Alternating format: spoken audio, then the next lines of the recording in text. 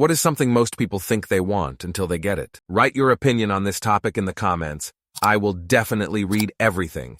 Enjoy watching everyone. Story 1 fame. I am nowhere near a Hollywood A-lister or ever been on the cover of a magazine, but lots of people know who I am. I hardly go anywhere without someone recognizing me and wanting to talk and pry into my personal life. It's very tiring, frustrating. Story 2. I remember being young and wanting for everything in the world to have someone love me, and thinking I was willing to do anything. I started acting more confident, hitting on girls, found someone, broke their heart, and spent the next decade regretting most of it. Couple of years single now, but man, if I didn't turn out a better person in the end, I don't know how I'd feel about it. On another page, I found being part of 2, 3 board game groups and hosting 1 TTRPG campaign myself have made me very content and happy. Story 3. Living in the country. I live in the country. Every year we get a few families move out here, and they never last long. When the nearest grocery store is a 20-minute one-way drive, it gets annoying. People want to get away from it all, until they realize that it all includes a lot of everyday conveniences they love. Story 4. Based on ex-roommates who wouldn't grow up, I have a list of experienced friends decided to stop caring about and dumped on me from 18 early 20s. Pets, rent and bills after signing the contract, learning arts after random inspiration online by just buying the equipment like drums and guitars that end up sitting for years, new cooking ideas that rot in the kitchen, on with money and wasteful decisions. If you move out of your parents' place, be ready to fully grow up. If not already prepared, definitely read and get advice and inspiration. It's already a struggle with rent prices too high, so expecting responsibility on roommates who don't want the same healthy life will ruin the friendships. Everything will be a big regret unless other friends and memories are made outside of the hell house, still making it small PTSD from sleeping in it every night, being nerved of the repeated problems you wake up to every day. Try to stay healthy, and always have backup safe places so you never end up stuck. Story 5. Living off-grid sucked. Internet was slow and spotty. You get bored. You run out of things. Shit breaks, gets hot, gets cold. Wildlife. And it's not very sustainable for the ecosystem if everyone just went out to the woods and tried to live off-grid. It would actually be more disastrous. People romanticize living like pioneers way too much. Story 6. I grew up living in a small 3BR house all my life and fantasized about having a big mansion. When I grew up and got a good gig, one of the first things I did was buy a big house. I live in a 5 KSQFT home on 3 acres. It's miserable. The bills are not bad. I don't have an HOA, taxes are meh, but keeping it clean is a full-time job, like literally. I could hire a 2-person team to do nothing but clean and do the lawn mowing all day long and it still wouldn't be done. Little things that you don't think about like cleaning the windows. The house has over 50 windows. Some are 20 feet in the air. How the hell do you clean them all the time? Light bulbs? I have a porch with a 30-feet ceiling. 30 feet! I have scaffolding just for changing light bulbs. Want a put of Christmas lights? That will be $5K. Need the trees trimmed? $20K. Multiple AC units, multiple water heaters, a garage, and a shop.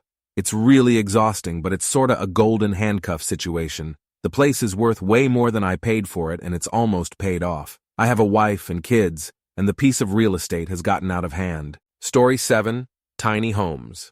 Look, Han, we can actually afford to buy a tiny home, so we will have a lace to retire to. The floor area of a 2-axle trailer that hauls full-sized cars. I was on a submarine for 4 years. I can safely say that I could retire to 2 tiny homes with a covered deck between them. Living room and kitchen in one, bedroom, storage and shower in the other. Tiny homes were a hot topic for about a year, but recently, some of the people who bought one are selling it because they just can't take it anymore. Story 8. I think there is basically a point where you reach financial happiness, and it's not when you have lots of money. It's when you have enough. Lots of money is, oh shit, I just bought a boat territory, and that's just something else to worry about. So really, any large purchase that make you do more work to enjoy it. Unless you're one of those people who just likes to work on stuff. I know a guy who everyone jokes he bought a beach house and a mountain house just to have more grass to cut. Story 9. A dog. I know plenty of people who had one growing up and then got one as an adult and realized that they're expensive and take up a lot of time and energy, myself included. I was drinking the day I got mine. He was a cute puppy and free, and I thought it was a match made in heaven. I woke up the next day and realized that I had made a giant commitment I wasn't ready for. It worked out, though. It took a lot of adjusting, and there were definitely some bumps in the road. Training, moving multiple times, parvo, etc. But he just turned 5, and we've been to hell and back together. Wouldn't trade him for anything. Story 10. Freedom from work money. I have seen more than a half dozen friends and acquaintances, as well as myself, receive a significant financial windfall, inheritance, retirement, significant severance package, etc., and were significantly worse off for it. Turns out we evolved to be active, and having a job and other commitments gives most people a reason to get out of bed, clean up, and be functional human beings. When we no longer have that, the subconscious tries to fill the void with bad habits or just lapses into apathy. Either way, quality of life suffers. Story 11. In my case, it was better work-life balance. I swung the pendulum too far and ended up not working enough and barely making any money. But hey, I wasn't working 40 plus, so it was good, right? Wrong. I'm glad to be back at full time now. I work prob 45-50 HRS/week, salary no overtime, and I honestly prefer this because I'm making a shitload more money than I was and actually feel productive. Story 12. I wanted a VW Jetta, which I eventually did get. Had it for years. I'm on the verge of paying it off. Can't wait to get rid of it. Don't get me wrong, I love it death and it's been good to me, but that repair bill is just as enormous as the car note and insurance combined.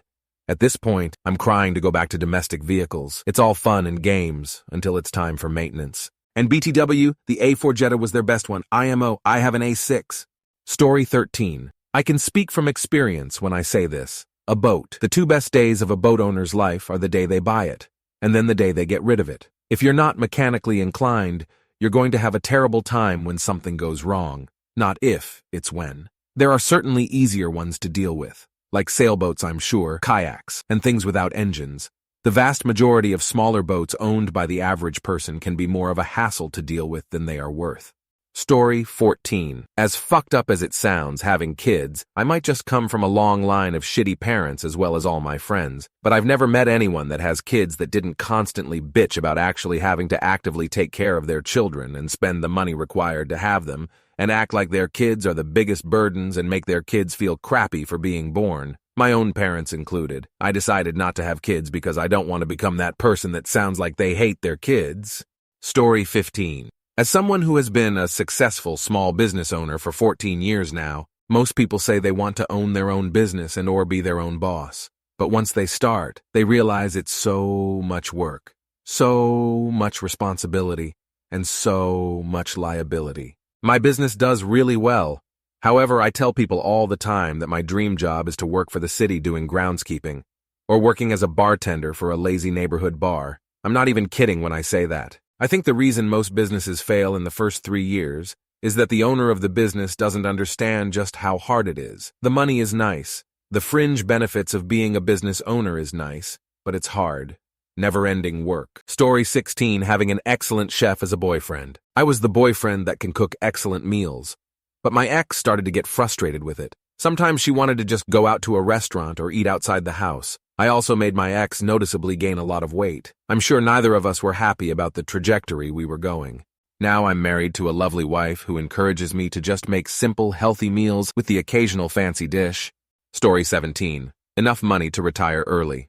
Most people hate their full-time job and would love to suddenly become rich, but most people would get bored pretty quickly with no job.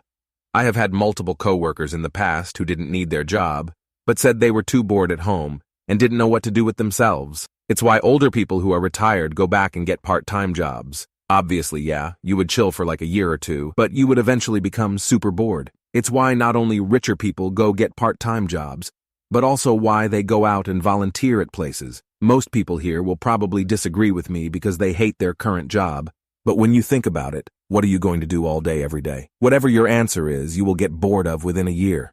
Story 18. I remember when I was a kid thinking braces were the coolest things ever.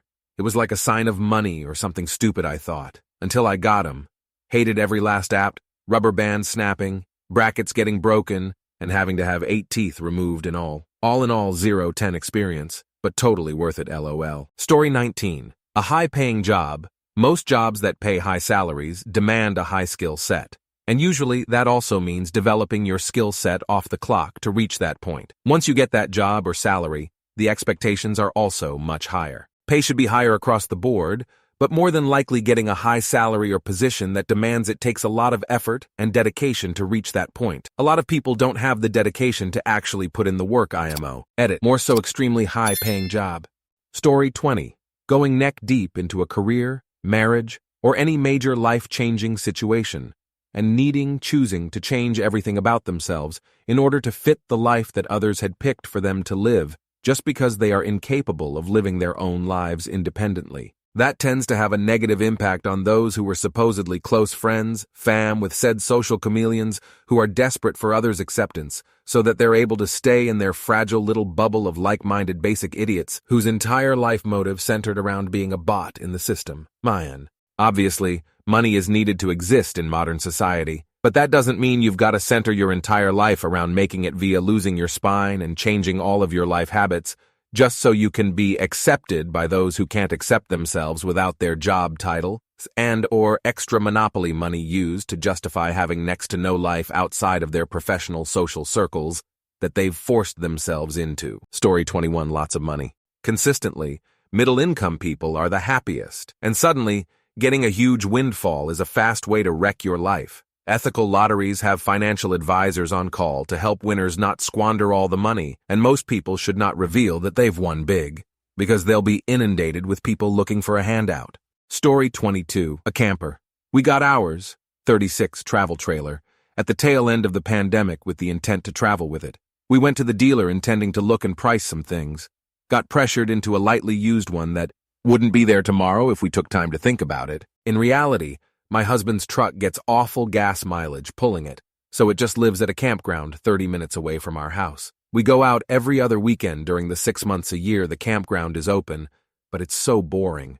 When we bought it, we were renting, and our landlords lived behind us and always had something going on. It was nice to get away. Now we own a home and usually have projects that need to be done on weekends, and the camper takes time away from that. We went out last weekend to take the cover off before opening weekend this weekend, and the owner of the campground had cut down a bunch of trees and left our site all rutted and full of wood spread around, so it makes even more work when I'd rather be at home putting my energy in there. If it weren't for my mom loving it and going with, I think we'd have gotten rid of it, upside down on the financing or not. Mom lives alone and can't get enough family time, so we'll keep it because of her.